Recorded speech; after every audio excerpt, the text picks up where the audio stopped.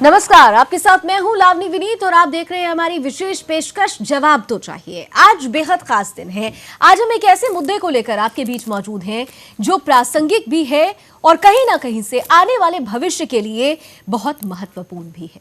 दरअसल आज इस देश के लौह पुरुष की 143वीं जयंती है।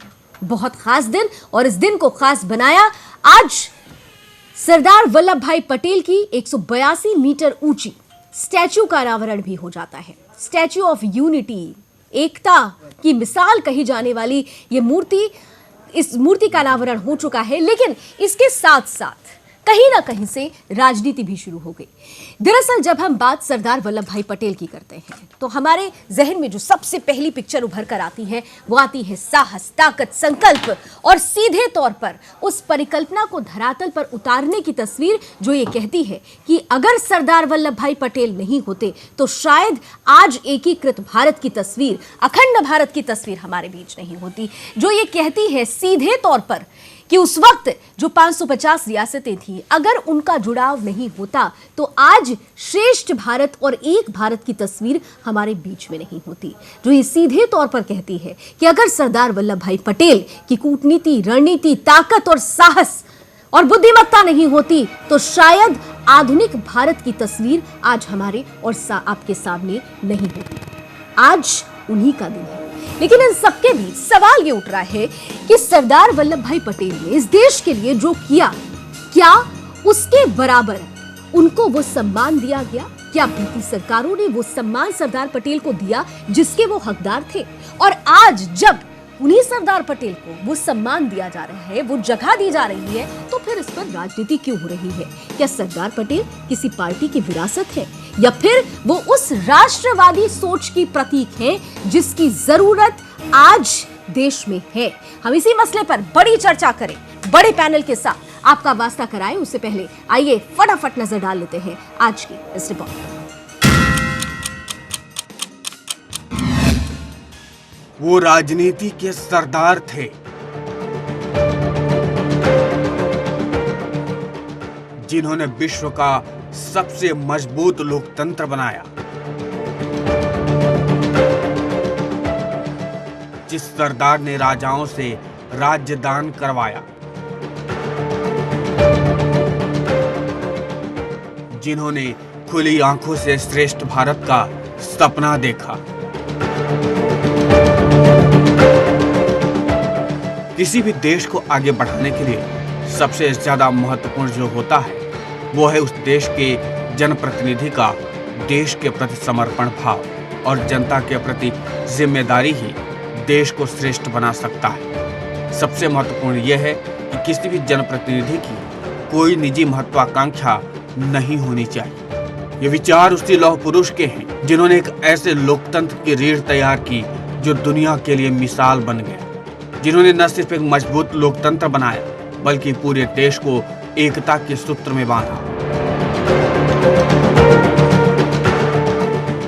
जो ये बताने के लिए काफी है कि सरदार पटेल की एक एक सांस देश को समर्पित थी, और यही वजह रही कि सरदार पटेल ने एक श्रेष्ठ भारत के निर्माण की नींव रखी। और शायद उनके मजबूत इरादे ही थे कि विपरीत परिस्थितियों में भी वो डिगे नहीं, और इसी के कारण वो लौह पुरुष बने। वैसे तो सरदार पटेल बेहद सरल और सहज थे, लेकिन जब बात देश की होती थी तो उस समय फैसला लेते समय वो एक प्रभावी व्यक्तित्व रखते थे। शायद यह वजह थी कि उनके प्रभावी व्यक्तित्व ने ही सदियों से चली आ रही राजसी परंपरा से ऊपर उठकर उन्होंने राजाओं को गद्दी छोड़ने के लिए कहा। शायद पटेल का वो व्यक्तित्व ही था कि उनके कहने पर एक झटके में राजाओं ने अपना राज्य छोड़ दिया, और उसके बाद सरदार पटेल ने देश को बिखरने नहीं दिया बल्कि देश को एकता के सूत्र में बांधे रखा। और आज इसी बात का जिक्र देश के प्रधानमंत्री उनकी 180 feet Pratima the statue of unity के लोकार्पण के समय कही। इतना ही नहीं, सरदार पटेल मानते थे कि लोकतंत्र में वंशवाद की कोई जगह नहीं होनी चाहिए, और अगर लोकतंत्र में वंशवाद चलेगा तो राजशाही और लोकतंत्र में क्या अंतर रह जाएगा। इसलिए सरदार ने वंशवाद को एक जहर बताया था। साथ ही सरदार पटेल चाहते थे कि देश की कमान जल्द से जल्द युवाओं को दी जाए, क्योंकि पटेल मानते थे कि एक स्वतंत्र लोकतंत्र में अगर युवाओं की ताकत मिल जाएगी तो अब तक जो हमारा देश गुलामी के जंजीर में जकड़ा हुआ था उससे ऊपर उठने में हमारा देश ज़्यादा समय नहीं लेगा और दुनिया को दिखा सकता है कि भारत की युवाओं की शक्ति कितनी ज़्यादा प्रभावित है। और वो हमेशा युवाओं में अपार संभावनाओं को देखते थे। पटेल का सपना था कि भारत युवा शक्ति बने और न सिर्फ देश को मजबूत बनाए बल्कि दुनिया में अपनी ताकत का लोहा मनवाए। आज जरूरत है हम अपने देश के इसी पुरुष के दिखाए हुए रास्ते पर आगे बढ़ें और उन्होंने जो देश के युवाओं को लेकर सपने देखे थे उनको पूरा करने का प्रयास करें। आज सरदार पटेल की जयंती है।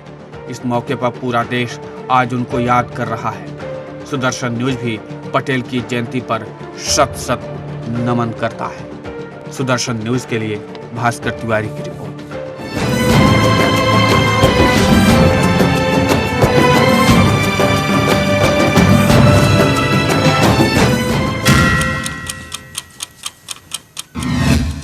तो जिन्हें भारत का सबसे मजबूत लोकतंत्र बनाने का श्रेय जाता हो, भारत को सबसे ज्यादा मजबूती देने का श्रेय जाता हो, श्रेष्ठ भारत बनाने का श्रेय जाता हो, आज उनके सम्मान पर राजनीति क्यों हो रही है? इसी मसले को चलिए शुरू करते हैं चर्चा के साथ। स्वागत करना चाहूंगी आज के पैनलिस्ट का। मेरे साथ इस वक्त स्टूडियो में मौजूद हैं खासतौर से आरएसएस विचारक प्रोफेसर वंदना पांडे जी, साथ ही साथ हमारे साथ बीजेपी का प्रतिनिधित्व करने के लिए जुड़ रहे हैं अशोक ठाकुर जी, हमारे साथ कांग्रेस से जुड़ रहे हैं सैफ खान साहब, हमारे साथ एनसीपी का प्रतिनिधित्व कर रहे हैं नवाब मलिक साहब और साथ ही साथ जाने माने वरिष्ठ पत्रकार अनिल मिश्रा जी भी पैनल का हिस्सा हैं। आप सभी का बहुत बहुत स्वागत। और मैं नवाब मलिक जी आपके साथ शुरुआत करना चाहूंगी। उम्मीद करती हूं कि आपको मेरी आवाज जरूर पहुंच रही होगी। सीधे तौर पर आज जिस श्रेष्ठ भारत की बात हो रही है, जिस एकीकृत भारत की बात हो रही है, जिस आधुनिक भारत की बात हो रही है, जिन्होंने इसकी नींव रखी, जिनको वो सम्मान जो आज हम मिलता हुआ देख रहे हैं, ऐसा क्या रहा कि बीते सालों में जिस सम्मान के वो हकदार थे आज तक सरदार पटेल को वो सम्मान नहीं मिल पाया?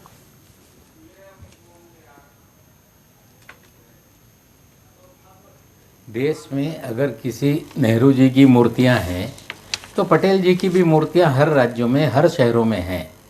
अगर नगर बनाए गए हैं तो सरदार पटेल नगर भी है, नेहरू नगर भी हैं और सारी चीज़ें हैं।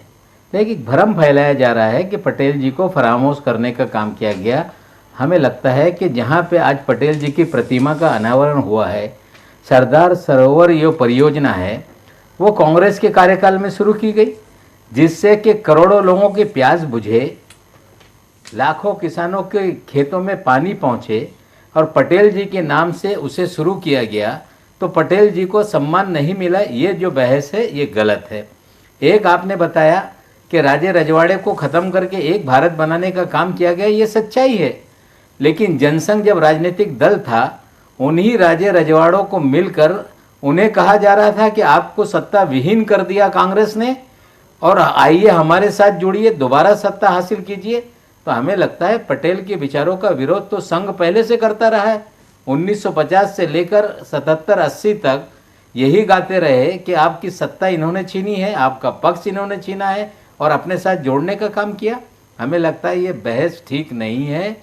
चाहे सरदार पटेल हो, पंडित नेहरू हो, अन्य नेता हो, देश के नेता हैं, सबका सम्मान है, सम्मान मिला है। मतलब जो सम्मान, जो तस्वीर बीते समय में आई है, आप उससे सहमत नजर आ रहे हैं। मैं वंदना जी के पास जाऊंगी, पहले चाहूंगी कि सबकी प्रतिक्रिया हो जाए, उसके बाद इस बहस को ज्यादा हम खोलेंगे। वंदना जी, एक आरोप नवाब जी ने पहले ही लगा दिया कि जब हम विचारों की बात कर रहे हैं, पटेल साहब के विचारों की बात कर रहे हैं, उन्होंने कहा सम्मान तो मिला, लेकिन सबसे ज्यादा अगर सवाल खड़ा किया तो शुरू में संघ ने खड़ा कर दिया, जैसा नवाब मलिक जी अभी कह रहे हैं। नहीं, किसी तरह के प्रश्न चिन्ह खड़े होने की कोई बात नहीं है। और राष्ट्रीय स्वयंसेवक संघ ने उनको एक लौह पुरुष के रूप में, राष्ट्र के एक ऐसे व्यक्तित्व के रूप में हमेशा सम्मान दिया है। और इस दृष्टिकोण से ही कि उनका एक ऐसा अखंड व्यक्तित्व था जिन्होंने अखंड भारत का स्वप्न देखा और उसको साकार किया।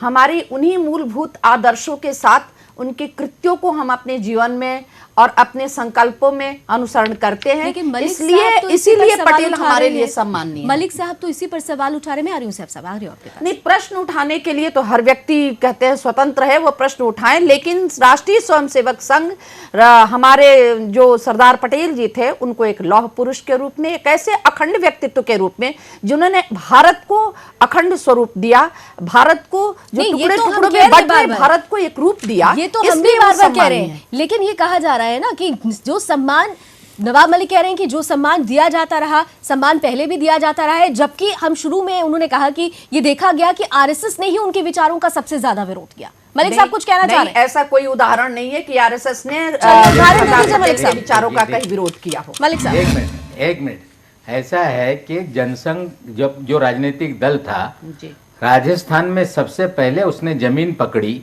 भैरव सिंह सखावत जी ने जो रजवाड़े जिनकी रियासतें चली गई थी उनको खड़ा किया। वे दबंग थे, उस समय देहातों में उनका प्रभाव था, लोग उनसे डरते थे और उन्हीं राजे रजवाड़ों को यह समझाया गया कि आपकी सत्ता कांग्रेस ने आपको बेदखल किया है, आप हमारे साथ जुड़िए, सत्ता हासिल कीजिए।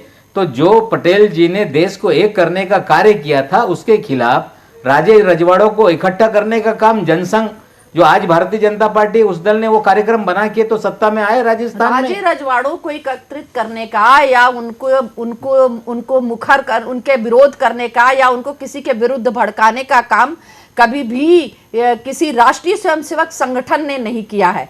किसी व्यक्ति की बात कर रहे हैं तो सिंधिया परिवार भी, सिंधिया परिवार भी जनता पार्टी का पुराना राजनीतिक दल है था। और उस तरह से तो अगर इस दृष्टिकोण से देखा जाएगा तो किसी के भी व्यक्तिगत हम किसी के व्यक्तिगत व्यवहार को या व्यक्तिगत प्रयास को हम संघ के उसमें दृष्टिकोण में नहीं शामिल कर सकते। एक छोटा सा ब्रेक मुझे लेना पड़ रहा है यहाँ पर, ब्रेक लेते हैं यहाँ पर, लेकिन जो अब बहस शुरू हुई है इसी बहस को हम ब्रेक के बाद लौटेंगे तो खोलेंगे। सवाल ये उठता है कि एक ऐसी शख्सियत जिसने सीधे तौर पर आज जिस भारत को, एक भारत की हम बात कर रहे हैं, अखंड भारत की बात कर रहे हैं, जिन्होंने उसकी नींव रखी हो, क्या ऐसा हुआ है कि बीते सालों से लेकर आज तक उस शख्सियत को जिनकी सोच राष्ट्रवादी रही हो, पार्टी विशेष ने अपनी विरासत तो नहीं समझ लिया था? यह भी एक बड़ा मुद्दा है जिसे लगातार सवाल उठते रहे हैं। तो आज हम सीधे तौर पर बहस में मौजूद हैं कि सरदार पटेल जिन्होंने श्रेष्ठ भारत की तस्वीर रखी, आज जब उन्हें एक बड़ा सम्मान मिल रहा है तो उस पर राजनीति क्यों हो रही है?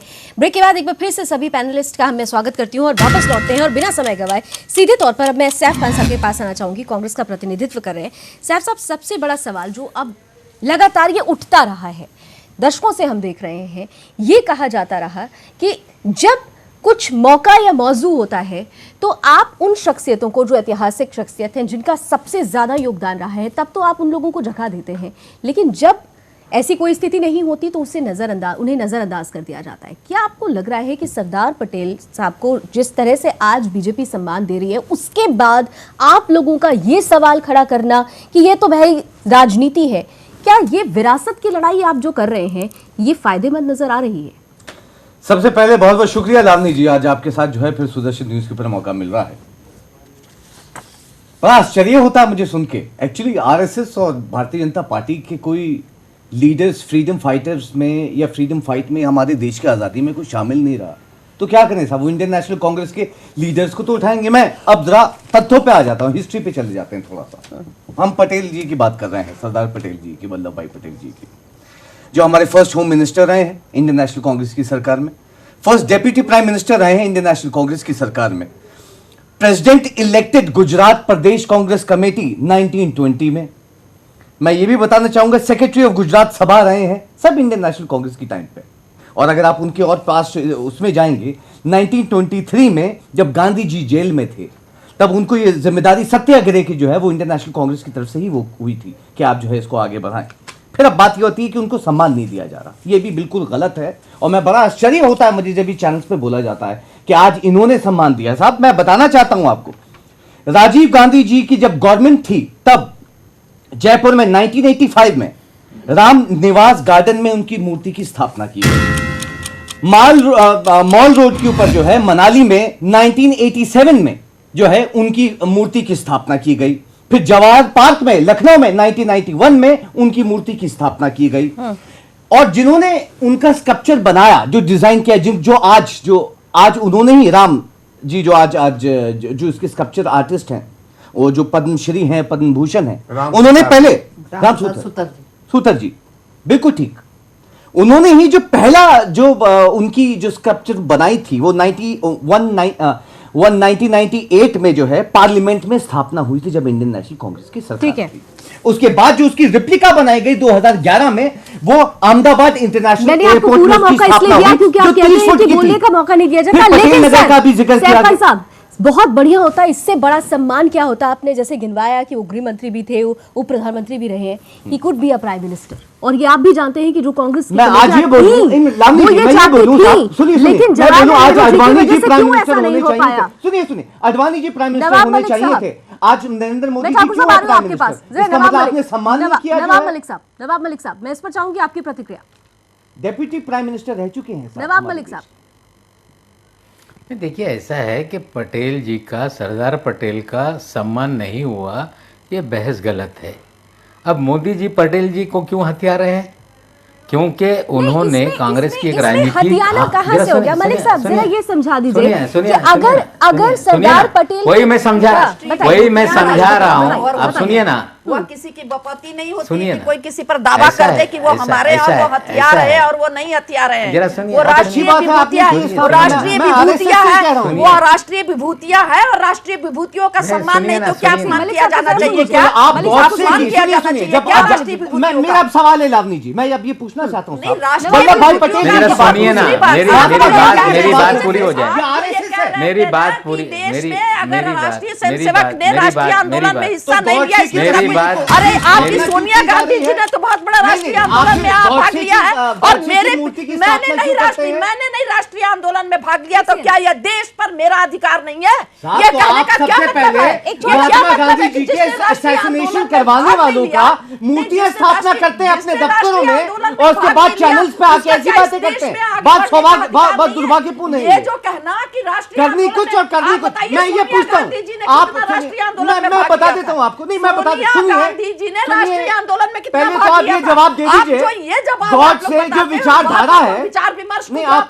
तोड़ने सुनना की बात चाहती हैं, करते नहीं, हैं, ये मुझे बता नहीं, दीजिए। मैं कैसे सुनना चाहूँ? नहीं, अगर नहीं, आप कैसे? गलत बातों से गलत बात की क्यों शुरुआत गॉडसे करेंगे की तो मैं मूर्ति की कतई नहीं स्थापना सुनना नहीं की आपने चाहूंगी। अपने दफ्तरों में? हाँ में नया नाम में जवाब दे दीजिए। क्या चीज? गॉडसे की मूर्तियों की मैं स्थापना ये की? पूछना हाँ या चाहती ना हूँ, में जवाब मेरी दीजिए। बात का जवाब दीजिए। नहीं, प्रश्न मैं आपने पूछता शुरू हूँ किया आपको, है कि कहाँ सोनिया चाहिए? गांधी जी ने हाँ। कुछ लेना होगा, ये कहाँ- सोनिया गांधी ये ने कौन सी राष्ट्रीय जगह आंदोलन में ये कितना क्या भाग किए? लिया? जरा सा नहीं कौन सी जगह करी है? कौन सी जगह थी? आज एक छोटा सा ब्रेक लेते हैं, दफ्तरों एक में छोटा किया सा है, ब्रेक क्या लेते बात हैं। कर रहे हैं? नवाब मलिक साहब के पास क्या बात जाइए। कर रहे हैं? आप कैसे झूठ विचारधारा बात जो लोग बात हैं, है, RSS भारत के, की विभूतियों की बात क्या हो रही इसमें क्या है, शर्म वाली बात है जिसका साहब? किसी का बताइए। अधिकार नहीं आप हो बता सकता दीजिए, है। नहीं की ये हो क्या? बताइए, छोटा सा ब्रेक लेते गांधी हैं। ने नवाब मलिक साहब राष्ट्रीय के पास आंदोलन जाइए, में ब्रेक के बाद। कितना भाग लिया है? भाई क्यों सोनिया का गांधी जी कितना उस वक्त होता है? उस नहीं, वक्त तो उस वक्त नहीं मैं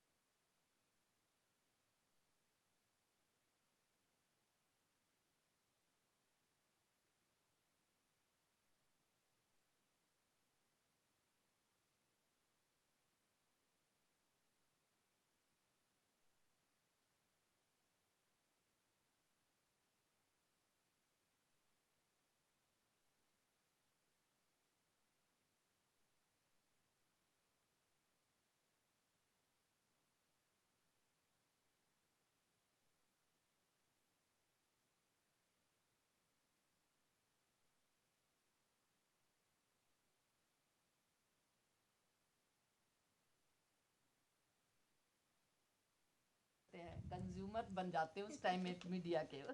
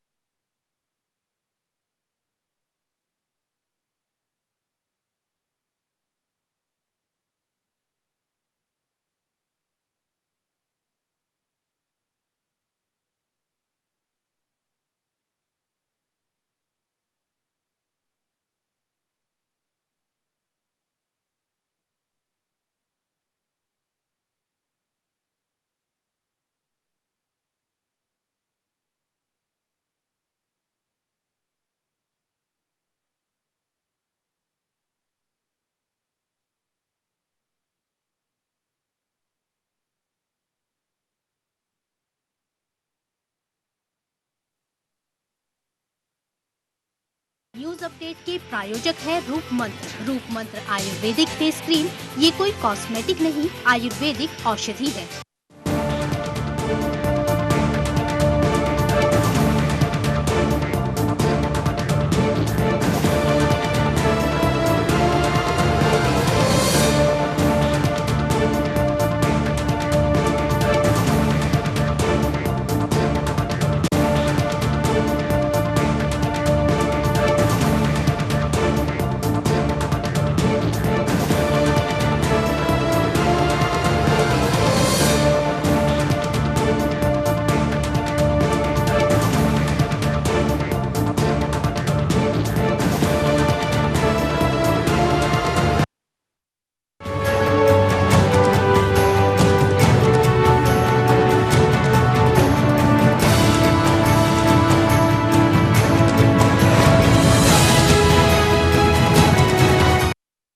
तो मुद्दा सरगर्म है कि सरदार पटेल के सम्मान पर आज राजनीति क्यों हो रही है। वो सरदार पटेल जिन्होंने श्रेष्ठ भारत का सपना देखा और उसे एकीकृत करते हुए आधुनिक भारत की तस्वीर भी सामने रखी। विरासत की इस लड़ाई में क्या हम कहीं ना कहीं से कुछ ऐसा गलत तो नहीं कर रहे हैं जो हमारे आने वाले समय के लिए भयानक हो सकता है। ये तमाम पहलू हैं जिस पर चर्चा जारी है। एक बार फिर से पैनलिस्ट के पास वापस लौटते हैं और नवाब मलिक साहब ब्रेक से पहले कुछ कहना चाह रहे थे। मैं आपके साथ शुरुआत करूंगी, फिर अशोक ठाकुर जी के पास आऊंगी। मलिक साहब, मैं 1 मिनट में बात खत्म करूंगा। देखिए, आपको मोदी जी और पटेल की राजनीति, इसको गुजरात की राजनीति की शुरुआत हुई है। खाम की राजनीति कर रहे थे माधव सिंह सोलंकी, और चिमन भाई पटेल जो पटेल समुदाय के थे वो जनता पार्टी में राजनीति कर रहे थे। बीजेपी अपनी जमीन बना रही थी, पटोलों को लेकर उसने राजनीति शुरू की और केशुभाई पटेल ये बीजेपी के मुख्यमंत्री बने। जब मोदी जी ने केशुभाई पटेल का तख्ता पलट दिया तो उनके पास सरदार पटेल के नाम को लेकर राजनीति करने के सिवा और कोई विकल्प नहीं था। उसी समय से पटेल जी के नाम पर वे राजनीति करते रहे। गुजरात के मुख्यमंत्री के नाते उन्होंने हमेशा उनका इस्तेमाल किया। थोड़ी देर पहले कहा और अभी कि सभी ने सम्मान दिया। अब आप कह रहे हैं कि अब मोदी जी राजनीति कर रहे हैं पटेल जी के नाम पर। हम तो ये कह रहे हैं कि सरदार वल्लभ भाई पटेल के नाम पर राजनीति क्यों नजर आती है? अगर एक ऐसी शख्सियत जिन्होंने हमारे देश को आधुनिक भारत की तस्वीर दी, उनका सम्मान होता है तो उसे राजनीति का नाम क्यों दिया जाता है? इस्तेमाल करते रहे ना, ये सच्चाई है। राजनीति का नाम क्यों दिया जाता है? ये सच्चाई है ना। एक ऐसी शख्सियत का सम्मान कर रहे हैं जिसकी सोच सरदार पटेल का नाम राजनीतिक लाभ के लिए करते रहे, ये सच्चाई है। अशोक ठाकुर जी जवाब। और आज भी कहीं ना कहीं तुलना करके लोगों को कहीं ना कहीं पंडित जवाहरलाल नेहरू से तुलना करते हैं। बीजेपी के प्रतिनिधि वो सारे नेता जवाब ले लेते हैं उनसे कहीं नहीं, बिल्कुल वो सारे नेता जो कांग्रेस में रहे, देश के नेता रहे, उनकी तुलना करके कहीं ना कहीं राजनीति करने का काम प्रधानमंत्री जी कर रहे हैं। अभी सुनाता हूं आपको मैं आपका इतिहास। आप अगर आज़ादी के आंदोलन में अगर जितने, चाहे वो जवाहरलाल नेहरू हों चाहे बाकी नेता हों, उनके योगदान को अगर सरदार पटेल से तुलना करें तो आप केवल 540 रियासतों की बात मत कीजिए। आज़ादी के आंदोलन में जितने बड़े आंदोलन हैं उसमें महात्मा गांधी अगर कहीं कमज़ोर पड़े तो सरदार पटेल ने उसको टेक ओवर किया। इसीलिए कांग्रेस जब प्रधानमंत्री बनाने की बात आई तो 15 में से 14 वोट सरदार पटेल के पक्ष में पड़े और एक न्यूट्रल था कि नेहरू को एक भी वोट नहीं मिला। लेकिन यही समस्या है कांग्रेस की कि सरदार पटेल को धक्का मारकर उन्होंने डिप्टी प्राइम मिनिस्टर बनाया। उनका मार के, हाँ बिल्कुल, अच्छा 15 वोट में से 14 लेने वाला। डिप्टी प्राइम मिनिस्टर अब सुन लीजिए, अब जहां जहां तक सम्मान बने वो धक्का मार के जो है, सुन लीजिए भाई, आपकी हमने बहुत सुन है ना, नहीं जहां तक सम्मान की बात है, सुन लीजिए, वो है ना गुजरात अरे प्रदेश एक कांग्रेस मिनट कमेटी के। आप सुन लीजिए, जहां तक सम्मान की बात है, आजादी के बाद इंदिरा गांधी, मुझे बड़ा आश्चर्य होता है। सुन लीजिए भाई, आप लोग अब आप सुनेंगे नहीं, आपको तकलीफ होगी। भारतीय जनता पार्टी आपको तकलीफ होगी। अब हिंदू आप महासभा नहीं के सुनेंगे, साथ मिलकर गॉडसे की तस्वीरें लगाने आपके पास इसके अलावा कुछ नहीं है। नहीं, और क्या कहेगा? आपके गुरु गोलवालकर की बात करूं, एक रुदानी की तरह रोने के अलावा आपके पास कुछ नहीं है। आप गोड से रोते रहेंगे पूरी उम्र। आप जवाहरलाल नेहरू का राइट हैंड गोड से रोते रहेंगे, रोते रहेंगे। कांग्रेस की आप रोइए। और जो है आपने और शख्सियत बनाई गोड से, उनके लिए हमारी कांग्रेस का बाप गोड से है। आपने गोड से ही कांग्रेस का बाप है, इसके अलावा कुछ नहीं है कांग्रेस के पास। आपके लोगों ने तो जब रोने लगते हैं कांग्रेस को गोड से याद आता है। के सहयोगी दलों ने जब पिटने लगते हैं, जब धक्के पड़ते हैं, कांग्रेस को धुतकारती है जनता, तो उनको गोड से याद आती है। हम काम करते हैं, आप गोड से रोते हैं। एक्चुअली आप लोगों में कुछ, मैं गोड से नहीं रोना चाहता यहाँ पर। आप लोगों ने हमारे देश के लिए कोई कुर्बानी पेश नहीं की है। मैं जरा के आप लोगों ने जब वक्त आया था इस देश की आपके आजादी पास रोने के अलावा कुछ नहीं है।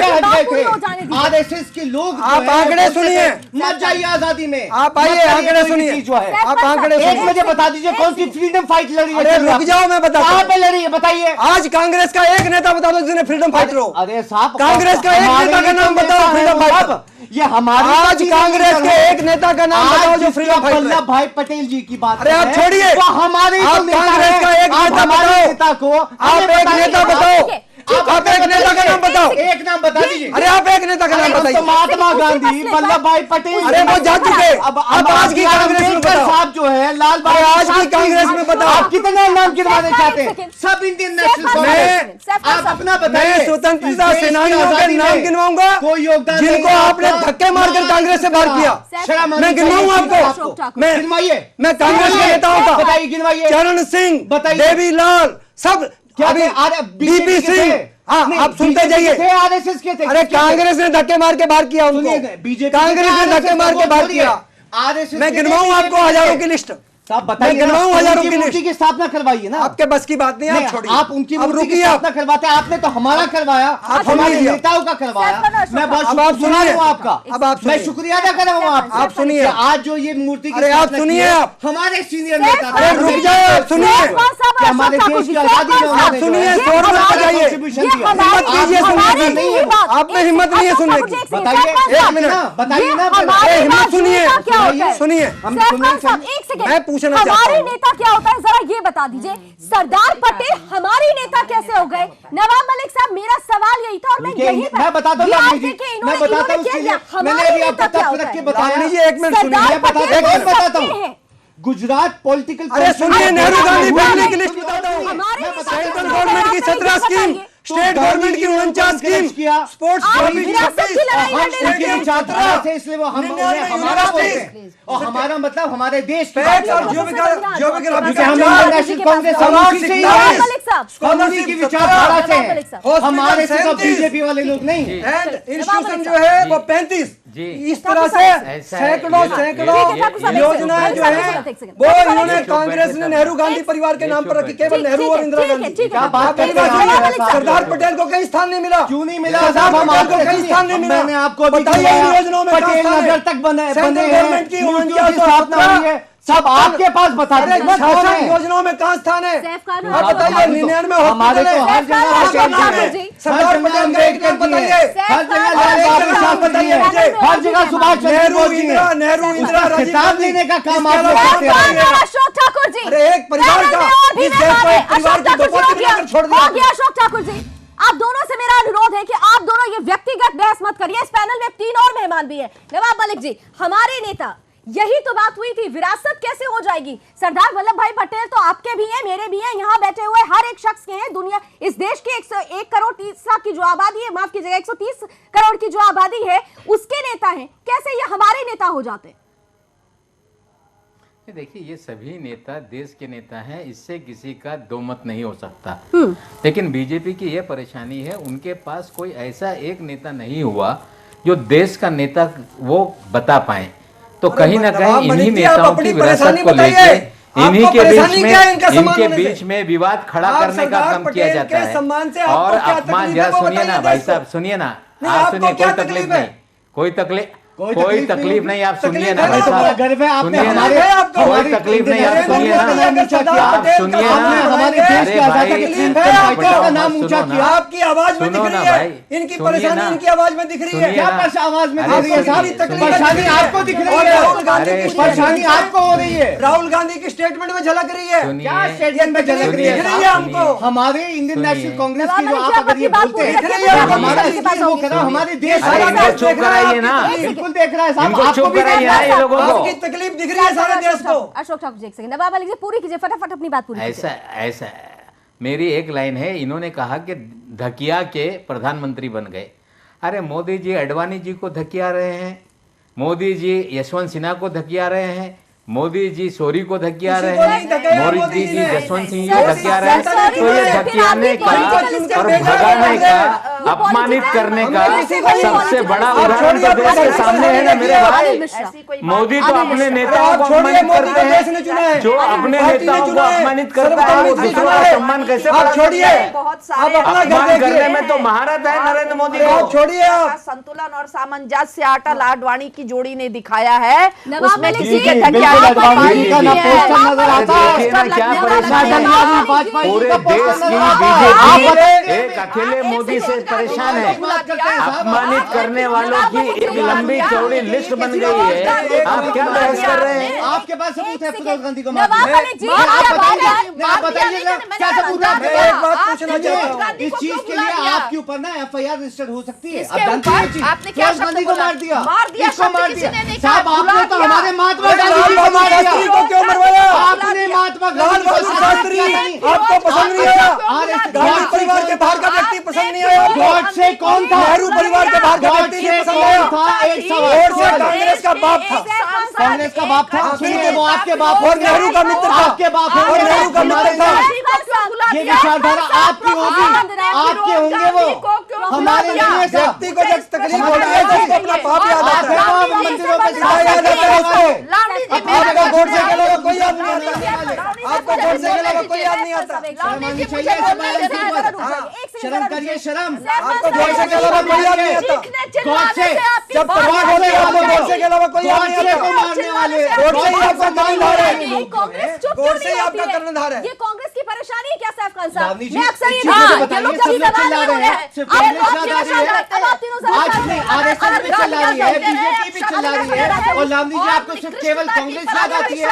मैं तो ये कहता हूँ, आप एक सवाल पूछिए इनसे, लावनी जी, अगर आपने पूछा ही एक सवाल पूछ लीजिए, गॉडसे कौन था? RSS का था या नहीं? हम तो बता रहे हैं नेहरू का मित्र था, RSS कोई संबंध नहीं था, और नेहरू जी का मित्र थे वो। और जब आप गॉडसे का नाम लेते हैं तो आप अपने पूर्वजों को याद करते हैं। अनिल मिश्रा जी, कांग्रेस का था वो, प्रोफेसर बन रहे हैं। कांग्रेस का वर्कर था।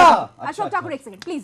अनिल मिश्रा जी बहुत देर से शांत है और अनिल मिश्रा जी की भी टिप्पणी बहुत इंपॉर्टेंट। वैसे नवाब मलिक साहब बार बार जिस तरह से आप मोदी को नरेंद्र मोदी को लेकर स्टेटमेंट दे रहे हैं, मैं शरद पवार जी की बात आपको याद दिला देती हूँ। शरद पवार जी ने ही नरेंद्र मोदी जी की तारीफ कई बार की है सर, ये भी मत भूलिए, ये भी एक सच्चाई है। बहरहाल अनिल मिश्रा जी, मैं आती हूँ सर, मैं आऊंगी, डेफिनेटली आऊंगी आपके पास। अनिल मिश्रा जी बहुत देर से शांत है, बोले कभी तारीफ नहीं की है, आप बेचैन ना हो, तारीफ नहीं की गई। अगर मैं कुछ बोल रहा हूँ तो आप बेचैन क्यों हो रही हैं? आप एंकर कोई हैं। बेचैन नहीं हो रहा है, क्या आप बेचैन तो बीजेपी के आपके नेता हो कार्यकर्ता गए, हैं? बेचैन तो आपके नेता हो गए। कार्यकर्ता जी किस तरह से बेचैन हुए, कांग्रेस में बीजेपी के नेता अपमान कर रहे हैं, दो लोग दिख रहे हैं, खून के आंसू पी रहे हैं। अनिल मिश्रा जी मुझे पूरी पता था, तरह मुझे से पता था कि बीजेपी ऐसी में प्रतिक्रिया नेताओं आएगी। की अनिल फौज मिश्रा खड़ी जी, है आ रही हूँ। और आप मलिक बेचैन साहब हो आ रही रही है। हैं, आ रही जिस हूँ। इतने विराट मलिक साहब। व्यक्तित्व के बारे में हम लोग बात करने के लिए बैठे हैं, तो उनका कितना सम्मान हो रहा है, किस तरह का उनको सम्मान दिया जा रहा है, या देश की आज की पीढ़ी में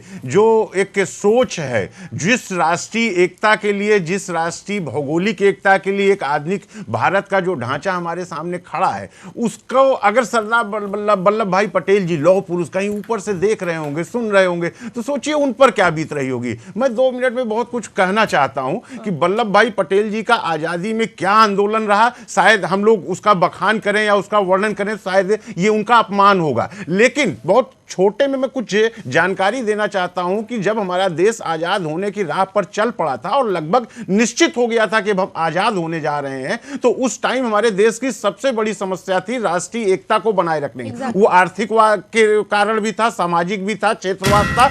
उस वक्त गांधी जी ने, जब 1947 में आजादी मिलने के पहले की बात बता रहा हूं, तो गांधी जी ने जब पूरा राष्ट्र चिंतित था, तो पटेल जी को बुला के यही लाइन कहा था कि एक इकलौते आप ऐसे व्यक्ति हो जो इस परिस्थिति को संभाल सकते हो। और जून 1947 में मैं सबको बताना चाहता हूं कि हमारे यहां गृह विभाग, होम मिनिस्ट्री जिसे कहते हैं, आजादी के पहले इसका गठन कर दिया गया था। जून 1947 में गृह विभाग बना दिया गया था और गांधी जी के द्वारा इनको गृह मंत्रालय दिया गया था। अनिल जी, तो यही बात तो है, जब स्थिति को इतना ज्यादा उन्होंने संभाला, खुद महात्मा गांधी ये समझ रहे थे कि पटेल ही हैं जो स्थिति संभाल सकते हैं, उसके बावजूद भी जो कुछ भी हुआ, जो पटेल साहब के साथ हुआ, मैं बताता हूं, मैं 2 मिनट देखिए, आप हम वो सही था? बिल्कुल सवाल तो बिल्कुल, यही मैं इस पर है ना। 2 शब्द बोलना चाहूंगा। और दूसरी बात मैं चाहूंगी कि शॉर्ट में जवाब जी, जरूर जी, दीजिएगा जी, जी। कि पटेल साहब को एक पार्टी से बांध कर रखना क्या उनका अपमान नहीं है? नहीं, वो तो बिल्कुल सबके हैं ना। मैं इस बात का जवाब दे, देखिए वो तो सबके हैं। हम आप जो बोले कहें, मुझे लगता है वो निष्पक्ष होना चाहिए, न्यूट्रल होना बिल्कुल, चाहिए। बिल्कुल। आपके प्रश्न का जवाब सीधा सा यही है,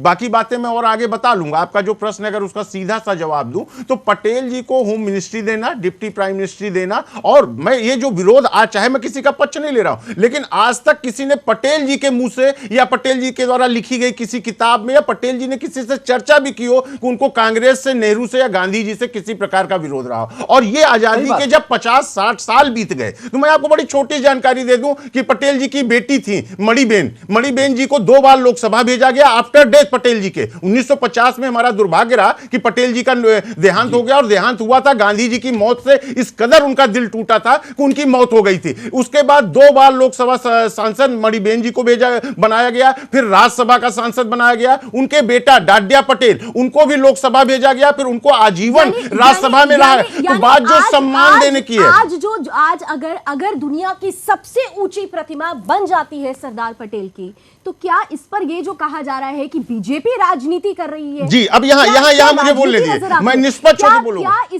इससे क्या देश का गौरव नहीं बढ़ता? लावनी जी, बिल्कुल ये बहुत गर्व की बात है। लौह पुरुष उपाधि थी उनकी, आज वो साकार किया गया लौह व्यक्तित्व के रूप में, उनको दुनिया की सबसे बड़ी ऊंची। लेकिन एक लाइन बोलना चाहूंगा कि आखिर ये विवाद इन 4 सालों में ही क्यों पैदा हुआ? सोचने वाली ये बात है। इन 4 साल के पहले क्या पटेल जी का अपमान सम्मान की कोई बात नहीं होती थी? लेकिन ये 4 साल में ये मुद्दा क्यों बनाया गया और किसने बनाया, इस पर विचार करने की जरूरत है। ये सरदार पटेल जी से पहले श्याम जी कृष्ण जी वर्मा, जो बहुत बड़े स्वतंत्रता आंदोलनकारी थे, उनको भी इंग्लैंड से उनकी अस्थियां लाकर जो है वो मांडवी के अंदर, गुजरात के अंदर नरेंद्र मोदी जी ने ही बसाई थी। मेरा बहुत पूरी भव्यता के साथ पूरे उनको सम्मान दिया गया था। मुझे लगता है सरदार, अब बाबा साहब भीमराव अम्बेडकर की हम बात करें तो अभी इन 4 साल में आप सरदार पटेल की बात नहीं करें, जो महापुरुष, मुझे लगता है जो उनका हिस्सा था, उनका सम्मान था, जिनको हमारी सरकार ने आने के बाद, नरेंद्र मोदी जी ने आने के बाद दिया, उस पर बार बार ये सवाल क्यों उठ रहे हैं? फिर गलत, हम जब उनको सम्मान दे रहे हैं, क्या हमारा अधिकार नहीं है? क्या हम इस देश के नागरिक नहीं है? क्या ये पार्टी इस देश की पार्टी नहीं है? 1987 में 18 फुट की जो है पार्लियामेंट में उनकी मूर्ति की स्थापना की गई। 2001 में जो है दिल्ली कॉलेज में उनकी स्थापना। आप क्या बात करते हैं साहब? जो है जानकारी होती नहीं है, बोलते रहते हैं। हमारी सरकार में वो लॉ मिनिस्टर बने हमारे देश के, जो है फिर आप बोलते हैं इनके साथ जो है आपने सही नहीं किया। ये बड़ा आश्चर्य होता है मुझे, जो है हम ये नहीं कह रहे कि आपने सही नहीं किया, आपके पास लोग नहीं है। हम ये नहीं कह रहे कि सही नहीं किया आपने, हम ये कह रहे हैं कि उनको ड्यू रिस्पेक्ट नहीं मिला, के लिए, लोगों की आजादी के ड्यू रिस्पेक्ट नहीं दिया आपने। आपने क्या किया? जो उनका आपने ये कद किया था, कि आपने उनके जो- मारने वालों जो को सम्मान भी उनको मिलना चाहिए था। सम्मान देने लग गए। अरे कौन सी विचारधारा है उनकी, बताइए कौन सी विचारधारा के थे? मुझे- आपकी विचारधारा क्या है? मुझे ये जमीन लगता और आसमान है, का फर्क है इस विचार। ये जो आज ये जो कांग्रेस की सामंतवादी कांग्रेस की मानसिकता साहब है, आप पहले मैं समझ इसीलिए सकता हूं। गांधी जी ने तकलीफ आपको ये है गांधी जी कि ने जितने आजादी के freedom बाद fighters थे, कांग्रेस को समाप्त जितने करके फ्रीडम फाइटर्स थे वो कांग्रेस को खत्म करके जो है वो इंडिपेंडेंट राजनीति करने के लिए चाहा था। और हमारे देश महात्मा गांधी जी कंट्रीब्यूशन में मुझे लगता है महात्मा गांधी ये जानते थे कि कुछ लोग इसका दुरुपयोग करेंगे, मैं आज सदस्य हूं, उसका दुरुपयोग करेंगे और गांधी जी का वो विजन बिल्कुल ठीक था। पार्टी का हूं। लेकिन ये और शर्म आनी चाहिए आपको, आप उस पार्टी के हैं जिसने देश के लिए आज तक एक नाखून तक नहीं झुका करता। अरे शर्म करिए इस बात आप पे। छोड़िए, आजादी के बाद भी करिए साहब, आप तो करिए, आप तो गोवा, करिए। दमनदीप, आप तो सबके लिए करिए। कच्छ, आपका बेरुबाड़ी, प्रधानी है साहब, मैं बता रहा हूं आपको, है ना, कोई कंट्रीब्यूशन कच्छ, बेरुबाड़ी, गोवा, दमनदीप, हमारे कार्यकर्ताओं के बलिदान पर जो है देश का हिस्सा बने। हमारे कार्यकर्ताओं के बलिदान पर देश का हिस्सा बने। नेहरू ने बलिदान नहीं दिया, नेहरू देखने भी नहीं गए गोवा, चाहे गोवा हो, दमनदीप हो, बेरुबाड़ी हो, कच्छ। स्वागत करेंगे। आपके प्रधानमंत्री मनमोहन सिंह कच्छ दे रहे थे, हमारे लोगों ने आंदोलन किया। हमारे करना ये ना अशोक ठाकुर करेंगे और ना इरफान खान करेंगे, कोई हमारे नहीं है। अब मैं तो हमारा इसलिए कह रहा हूँ, इस देशवासियों का कह रहा हूँ, इस देशवासियों का जो देश को प्यार करते हैं, जिस देश की विचारधारा प्यार की है। वो अदृश्य सेनानी, वो अदृश्य शहीद जो कि गुमनामी के अंधेरे में वाह वाह वाह वाह, ये आरएसएस बोल रही है उनके साहब। बारे में अरे सुभाष चंद्र बोस, सुभाष चंद्र बोस को अब जाकर देश ने याद किया। सुभाष चंद्र बोस को, सुभाष चंद्र बोस को अब जाकर देश ने याद किया। आपकी तकलीफ समझ में आ रही है हमको। ने पेश किया आपको सुभाष चंद्र बोस हो, सरदार वल्लभ भाई पटेल हो, बाबा साहब भीमराव अम्बेडकर हो, आप इनको सम्मान देने से आपकी तकलीफ समझ में आ रही अगर है। आपकी कुछ विचार आपकी तकलीफ समझ में आ रही है हमको। जवाब देना आता है। लावनी जी, बोलिए, बोलिए, बोलिए, फिर मैं फटाफट स्वतंत्रता जवाब सेनानी दूंगा वो सबके पास। भारत के थे, उस भारत माँ की जो सदियों से गुलामी की जंजीर में जकड़ी हुई थी, स्वतंत्रता सेनानी वो कांग्रेस के नहीं थे। और अच्छा जी, कोई साहब भी किसके इस देश थे? का भी नहीं, आरएसएस के थे। कोई इस नहीं, देश क्या का कहना चाह रही हैं? आरएसएस भी इस देश का ही है। साहब, ये अलग सुनिए, मान्यता है। आरएसएस वो कांग्रेस का था, हम और किसकी बात कर रहे हैं? ये कांग्रेस इंदिरा है, कांग्रेस आई है, ये वो कांग्रेस नहीं है। और ये उनके मान बच्चों के चलिए, पहुंच से झंडा नहीं मानेंगे, कांग्रेस ने है ना, एक ही पर को हेड करवाना है सब लोगों को। मेरे भी आप कोई मौजूदा नहीं है आप लोगों का, ना आरएसएस का है, ना भारतीय जनता पार्टी का है।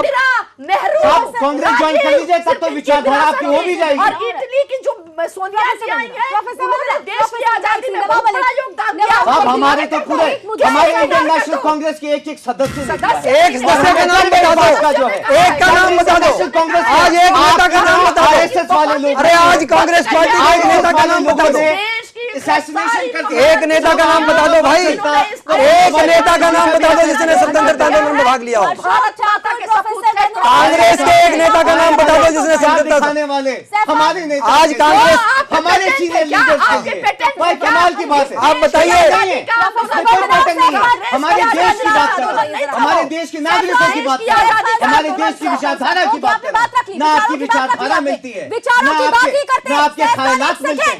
एक सेकंड, नवाब मलिक साहब, प्रोफेसर बंगला हो गया, प्रोफेसर बंगला हो गया, बंगला जी प्लीज, बंगला जी प्लीज, नवाब आपने मलिक नहीं किया आज तक जितनी भारत बात ने की। किया है। आप हमारे मैं तो- नहीं, आप बताएंगे हमें। जम्मू कश्मीर अच्छा बताइए, किस सेंस में बताएंगी? जीडीपी ग्रोथ के लिहाज से बताएंगी, पर कैपिटल इनकम के लिहाज से आप बताइए, ग्रोथ के लिहाज से बताइए। भागे आपने देश से। आपके लिहाज से ग्रोथ का फैक्टर क्या बनाने वाले? आज तक हमारे देश में जितने विकास किए वो हमारे नेशनल कांग्रेस की तरफ से ही हुए हैं साहब। सोनिया बता दिया आवश्यक सोनिया गांधी से लेकर मैं बताता हूँ सरदार साहब की जो सोच थी, क्या आज उसकी जरूरत नजर नहीं आती है? एक सेकेंड, नवाब मलिक साहब, जम्मू कश्मीर को लेकर सरदार पटेल जी की जो सोच थी, क्या आज उसकी जरूरत नजर नहीं आती है? फटाफट 7 सेकंड में जरा जवाब दे दीजिए। मैंने जो सोच क्या पंडित नेहरू की थी वो गलत थी, ये बहस आप चलाना चाहती है हमें लगता है, देखिए ये बहस ही गलत है। आप लेकिन- कहते हैं कि लेकिन हमारे अगर नेता, सरदार पटेल के अरे मुंह क्या से पंडित चलते जवाहरलाल जम्मू नेहरू कश्मीर देश के में नेता आगे नहीं मदद थे? नहीं होते। क्या इंदिरा गांधी देश के नेता नहीं थे? क्या राजीव गांधी देश के नेता नहीं थे? आज ही के दिन देश को एक रखने के लिए अगर इंदिरा गांधी शहीद हुई तो वो देश की नेता नहीं थी क्या? जिस पार्टी के पास कोई अपना नेता नहीं, वो कांग्रेस के नेताओं के बीच में लड़ाई थी, ये दिखाकर राजनीति करना चाहते हैं। तो ये क्या राजनीति हो रहा है?